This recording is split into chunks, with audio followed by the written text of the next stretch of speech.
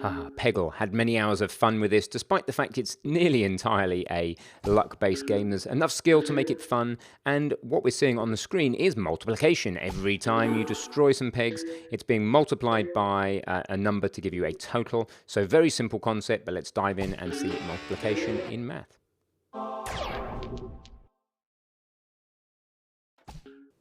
Hi, welcome back. We have briefly talked about addition and subtraction. Let's go on to the natural thing next, which is multiplication. You're going to use this a lot of the time in game development. Things like just time, speed factors, working out speed, distance, time, all sorts of things to do with lives, all over the place. You're going to be using multiplication and, of course, division. Let's focus on a multiplication here just to make sure we've got some idea of how that works. So firstly, let's just talk about it from a number line perspective very briefly. So here is a number line. We've used that before, but I'll just explain that we're talking about the whole numbers here. So each of these ticks is 1. So 1, 2, 3, 4, 5, 6, 7, okay?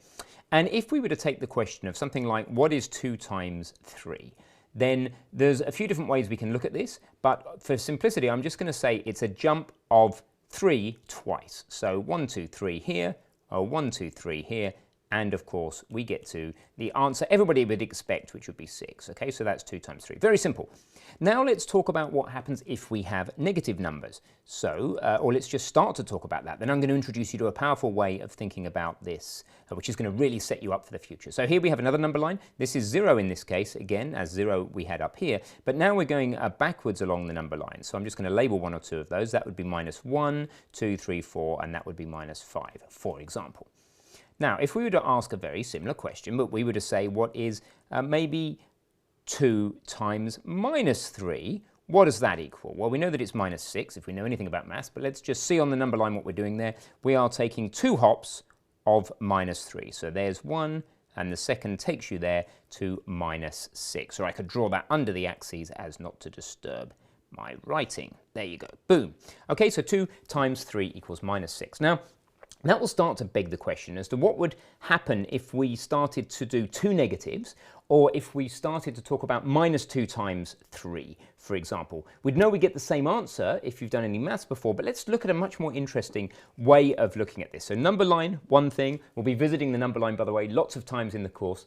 We're starting right now with just the integers, the whole numbers, the things you can count on your fingers. Then, as an overview, we're going to look into the things in between those, called the rationals, the things that can be expressed as fractions, a half, a third, a quarter. And then we'll go on eventually to look at the irrationals, the things that can't be expressed as fractions. Anyway, let's take a look at a different space. This is not the number line. So because it's not the number line, I think I just use a slightly different color. I'm going to use a blue here. So what we've got on this line is 2 different dimensions for the 2 different numbers that we are multiplying. So imagine we are, in general, multiplying A times B to give C, where A, B, and C, it's algebra, the unknown. We'll be doing more algebra, unknown, later. But these are just numbers that we can fill in later. So what we're saying is if this is plus A going this way, and these are negative A's going this way, and these are negative B's going this way, and these are positive B's going up this way, then what happens in various circumstances? Let's look at the results. So if you have a positive number times a positive number, so it's positive because it's over here on A, times a positive B, so it's up here. So now you're in the quadrant that I have just marked. I'll just rub out that mess, but you get the idea. Then what you end up with is a positive number in this quadrant, okay?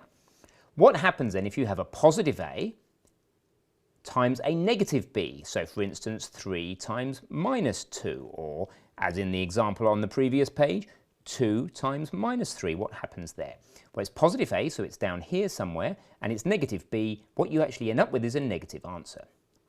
Okay, now if we do a negative times a negative, you've probably heard that, like, the idea of saying not, you know, it's not the way you do things, or it wasn't me, gov, then that is 2 negatives balancing out, and you have a positive. And if you do it around the other way, a negative times a positive around the other way, again you get a negative.